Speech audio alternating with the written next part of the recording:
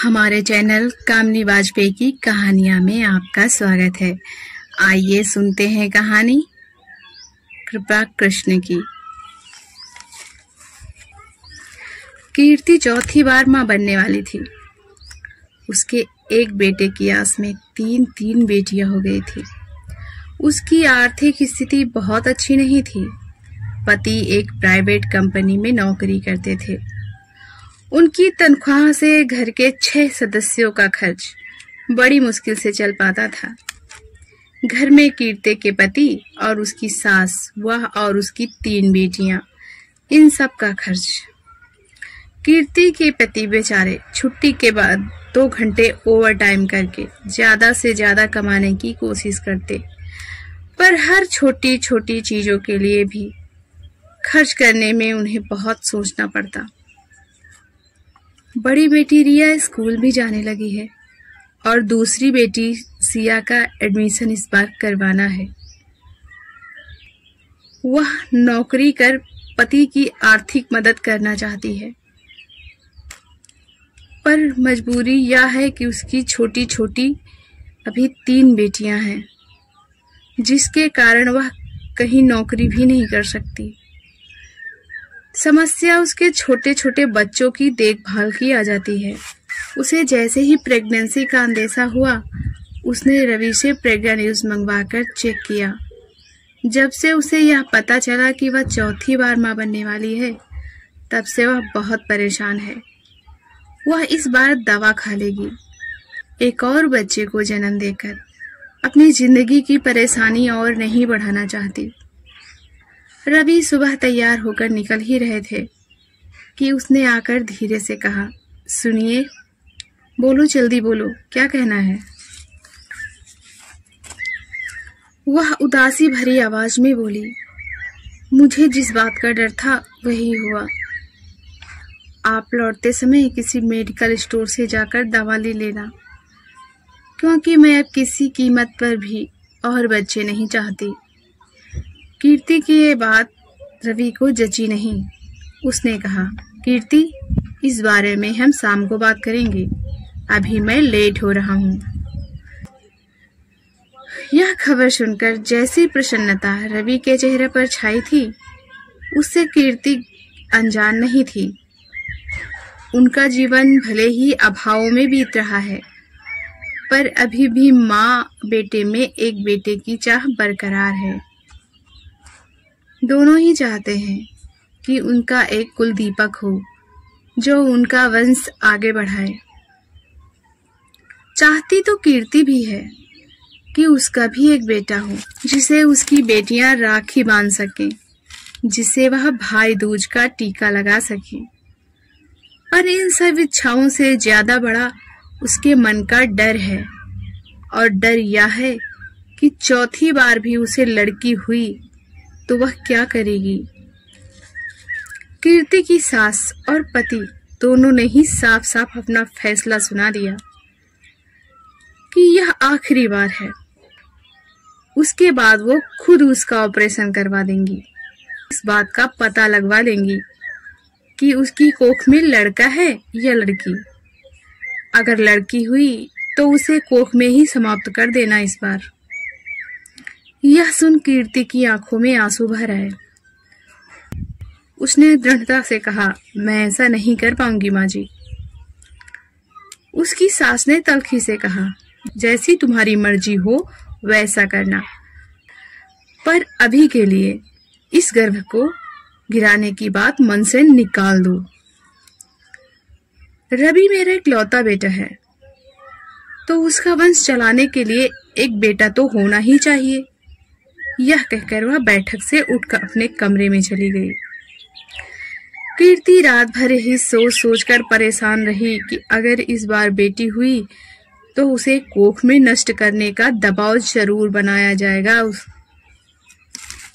उसने अपने मन में यह दृढ़ निश्चय कर लिया था कि कल वह अपनी छोटी बहन रीति से दवा मंगवाकर खा लेगी। रात के 10 बज रहे थे। सासू माँ और रवि खा पीकर अपने अपने कमरे में लेटने जा चुके थे। उसकी तीनों बेटियां भी सो चुकी थी। उसने छत पर जाकर रीति को फोन लगाया। उधर से रीति की आवाज आई, नमस्ते रीति, क्या कर रही हो? कोई प्रॉब्लम है? बड़ी उदास लग रही हो। हाँ रीति, प्रॉब्लम तो है। तू क्या कल मेरे घर आ सकती है? हाँ, क्यों नहीं। कल 10 बजे के बाद आऊंगी तो चलेगा? हाँ ठीक है, 10 बजे के बाद ही आ जाना। अगले दिन रीति कीर्ति से मिलने आ गई। कीर्ति ने रीति को सारी बात बताई और फिर उससे दवा लाने को कहा। रीति कुछ देर तक चुपचाप रही, फिर विनय भरे स्वर में बोली, दीदी, अपनी छोटी बहन पर एक उपकार करोगी? हाँ बोलना रीति, क्या बात है? दीदी, भगवान का दिया हमारे पास सब कुछ है, बस एक औलाद नहीं है। जो भगवान ने हमें नहीं दिया वो आप हमें दे सकती हो। अगर अल्ट्रासाउंड के बाद ये लड़की निकले तो प्लीज़ आप इसे हमें दे देना। यह कहते हुए वो भावुक हो उठी और मां न बन पाने का दर्द उसकी आंखों से छलक आया। बोलो दीदी, क्या इस अभागिन पर दया कर सकोगी? क्या अपना अंश अपनी बहन को सौंप सकोगी? कीर्ति ने रीति के आंसू पोंछ दिए और अपनी छोटी बहन को गले लगाकर इस बात की मौन स्वीकृति दे दी। रीति की शादी को 5 साल हो गए थे, पर वह अब तक मां बन पाने के सुख से वंचित थी। रीति की शादी जब अशोक से हुई थी तो उसकी छोटी सी कपड़े की दुकान थी, पर रीति से शादी होने के बाद जैसे साक्षात लक्ष्मी जी उस पर कृपा बरसाने लगी थी। शहर में उसके 2 बड़े शोरूम खुल गए थे। वह दिन दूनी रात चौगुनी तरक्की कर रहा था। वह यह बात मानते थे कि रीति साक्षात लक्ष्मी का रूप है। वह उसका बहुत ख्याल रखते थे, उसकी किसी बात की कभी अवहेलना नहीं करते थे। उसके कदमों में हर खुशी हर सुख रख दिया था, सिवाय मां बनने के। उसने इस बात का भी बड़ा प्रयत्न किया, पर लाख कोशिशों के बाद भी डॉक्टर ने आखिरी बार यही कहा कि रीति कभी मां नहीं बन पाएगी। रीति अक्सर कीर्ति की आर्थिक मदद कर दिया करती थी। कीर्ति की बेटियों के कपड़े, खिलौने, चॉकलेट, मेवे, मिष्ठान आदि खरीद दिया करती थी। वह अक्सर अपनी बहन से कहती, दीदी, आपके घर में इन बेटियों की वजह से कितनी रौनक रहती है, और एक मेरा घर है। इनके जाने के बाद मैं पूरे दिन अकेली घर में बोर हुआ करती हूँ। अपनी एक बिटिया मेरे घर में भेज दो, मेरा सुना घर गुलजार हो जाए। कीर्ति ने अपनी बड़ी बेटी रिया को भेजा तो वह वहां पर हफ्ते भर भी न रुक पाई और हार कर रीति उसे घर छोड़ गई थी। कीर्ति ने यह बात सोच ली थी कि वह अपनी छोटी बहन को मना नहीं करेगी। अगर उसे लड़की हुई तो वह कीर्ति को दे देगी। कभी कभी उसके मन में ये प्रश्न जरूर आता कि क्या वह ऐसा कर पाएगी? क्या वह जिसे 9 महीने अपनी कोख में रखकर अपने खून से सींचेगी, उसे इतनी आसानी से रीति को सौंप पाएगी? और उसे सौंपने के बाद क्या उसकी सूनी गोद वह सह पाएगी? पर अगले ही पल उसका फैसला दृढ़ हो जाता और वह मन ही मन कहती, रीति के पास ही उसका उज्जवल भविष्य होगा। रीति उसकी बेटी को एक अच्छा भविष्य देगी, उसे अच्छा से अच्छा पढ़ा लिखा सकेगी और उसका भविष्य बना सकेगी। और फिर उसने रीति के आंसू पोंछ उसे अपनी मौन स्वीकृति भी तो दी है। वह उसका दिल नहीं तोड़ेगी। दोनों बहनों के बीच हुई बातचीत किसी और को पता नहीं थी। उन दोनों ने ये बात अपने तक ही सीमित रखी। अब कीर्ति ने अपना बच्चा गिराने का फैसला बदल दिया। अब वह अपना अच्छे से ख्याल रखने लगी थी। अब रीति भी खुश रहने लगी थी। हरदम उदास रहने वाली रीति अब अपने आप में ही अकेली बैठी ख्यालों में खो जाती और बिन बात ही मुस्कुराया करती। ये बदलाव अशोक ने भी महसूस किया था और उससे इसका कारण भी पूछा था, पर वह बात को बातों में टाल जाती। उसे देर रात तक नींद न आती। वह अपनी छोटी बच्ची के ख्यालों में खोई रहती। उसे ऐसा लगने लगा था जैसे कीर्ति नहीं, वह ही मां बनने वाली है। उसका मन खुशियों से हिलोरे लेने लगा था और वह कल्पनाओं के उड़न खटोले में बैठकर दूर दूर तक विचरने लगती। उसे लगता कि उसकी छोटी सी परी उसकी बगल में लेटी, उसे गोल गोल पानीदार आंखों से, जिसकी गोल गोल पुतली जो बिल्कुल काले रसगुल्ले से लगती हैं, वह उसकी तरफ एक टक निहार रही है और उसके गुलाब की पंखुड़ी से कोमल होठ उसे देखकर मंद मंद मुस्कुरा रहे हैं। वह अपनी बेटी के लिए पता नहीं क्या क्या सपने संजोने लगी थी। यह सब सोचते सोचते उसे कब नींद आ गई, उसे पता ही नहीं चला। सुबह आंख खुली तो देखा अशोक बिस्तर पर नहीं थे। घड़ी पर नजर पड़ी तो पता चला सुबह के 6 बज चुके थे। अशोक उठकर टहलने के लिए जा चुके थे। रीति भी उठकर फ्रेश होने चली गई। वह मन ही मन सोच रही थी, वह अशोक से अभी कुछ नहीं बताएगी। पता नहीं यह सपना पूरा हो पाएगा या नहीं। कहीं दीदी ने अपनी बिटिया को देने से मना कर दिया तो अपने और दीदी के बीच हुई बातचीत वह अपने तक ही रखेगी। किसी भी माँ के लिए उसका बच्चा बहुत प्यारा होता है, चाहे वह लड़का हो या फिर लड़की। दीदी के लिए ये आसान नहीं होगा कि वह अपना बच्चा मुझे दे दे। रीति का मन हरदम इन्हीं सवालों जवाबों में उलझा रहता। सुबह नाश्ते की मेज पर भी वह खोई खोई बैठी थी। अशोक ने पूछा, क्या बात है रीति? मैं कुछ महीनों से तुम्हें देख रहा हूँ, बड़ी खोई खोई सी रहती हो। शायद तुम्हारे दिमाग में कोई बात चल रही है। उसे लगा जैसे उसकी चोरी पकड़ी जाएगी। उसने अशोक की तरफ देखा और सक पकाकर जवाब दिया, नहीं नहीं तो।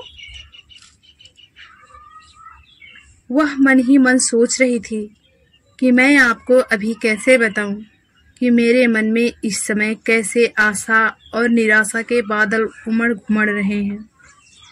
अशोक तैयार होकर ऑफिस निकल गए।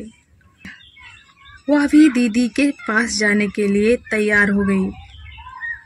कीर्ति को आज डॉक्टर के पास जाना था। कीर्ति का चेकअप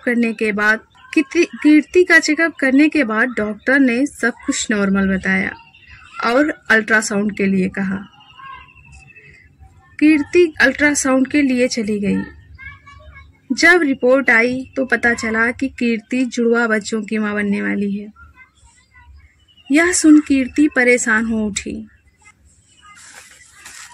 तब रीति ने अपने हाथों में उसका हाथ लेते हुए कहा, दीदी आप किसी भी बात के लिए बिल्कुल परेशान ना हो। अगर आपको जुड़वा बेटियां हो गई तो आप चाहोगी तो मैं दोनों को ले लूंगी। रुपए पैसे की भी आप चिंता मत करना। आप मुझे जो खुशी देने जा रही हो उसका बदला तो मैं कभी चुका ही नहीं सकती, चाहे मैं जो भी कर दूं। हॉस्पिटल से निकलकर रीति ने फल और मेवे खरीदे और बच्चों के लिए खाने पीने का बहुत सारा सामान भी। चलते समय 5,000 रुपए उसकी पर्स में जबरन डाल दिए और बोली, किसी भी चीज की जरूरत हो तो मुझे बिना संकोच फोन करना। कीर्ति ऑटो पकड़कर अपने घर चली गई और रीति भी अपनी गाड़ी स्टार्ट कर घर की ओर चल दी। वह अशोक के आने से पहले घर पहुंच जाना चाहती थी। महीने बीतते गए और आखिर वो दिन भी आ गया जिस दिन का सपना दोनों ने सोते जागते देखा था। उसे दर्द शुरू हो गया था और उसकी सास और पति उसे हॉस्पिटल लेकर गए थे।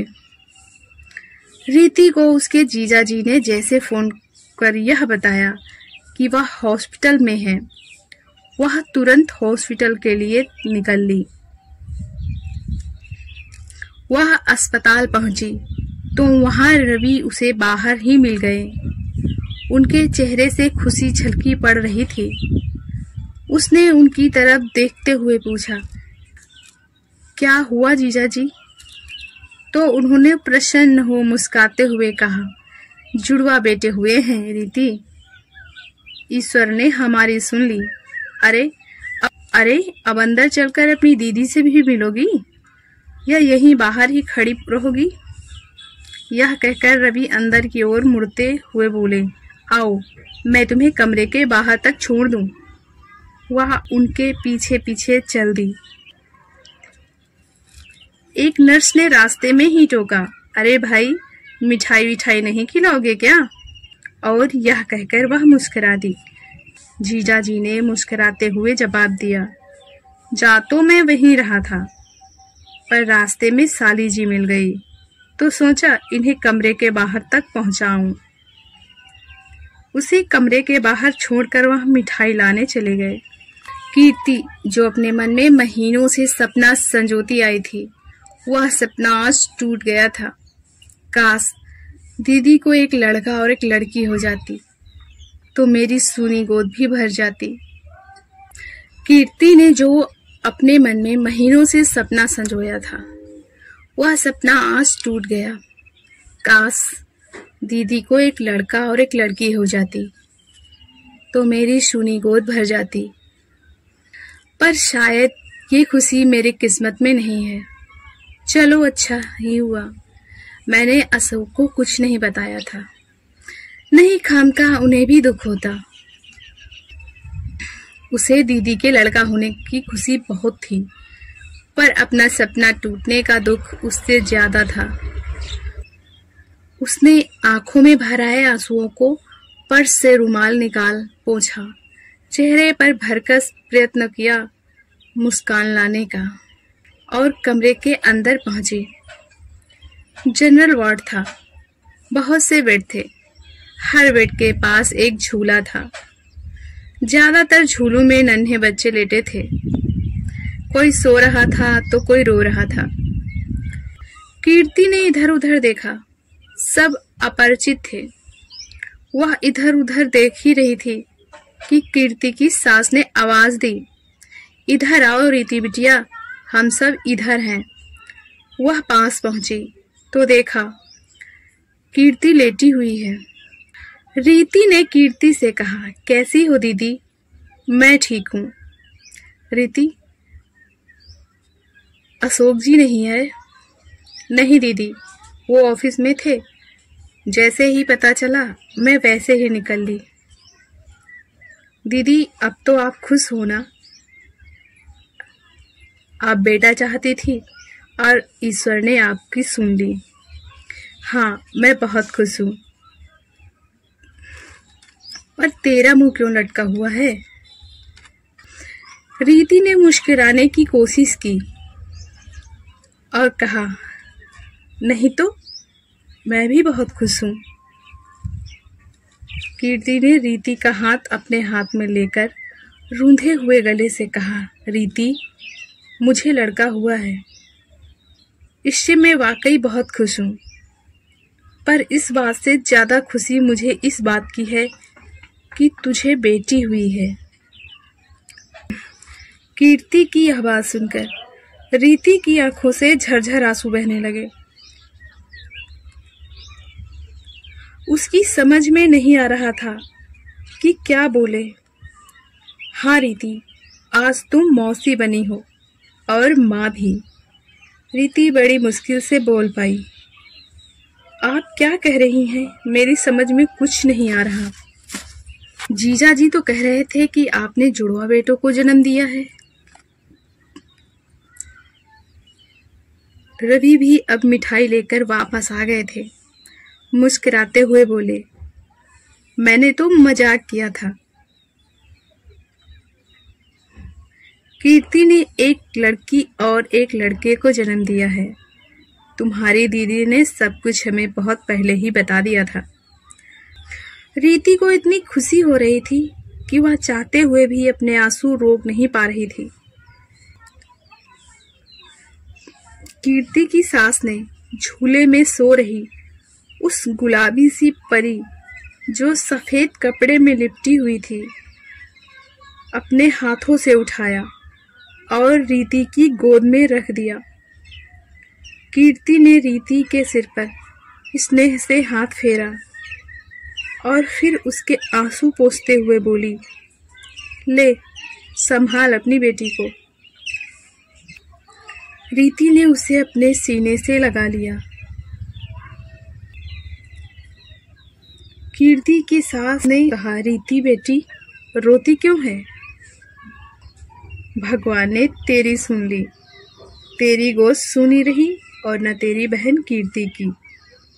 ये कृष्ण की कृपा ही तो है। हमारी पूरी कहानी मन से सुनने के लिए आपका बहुत बहुत धन्यवाद।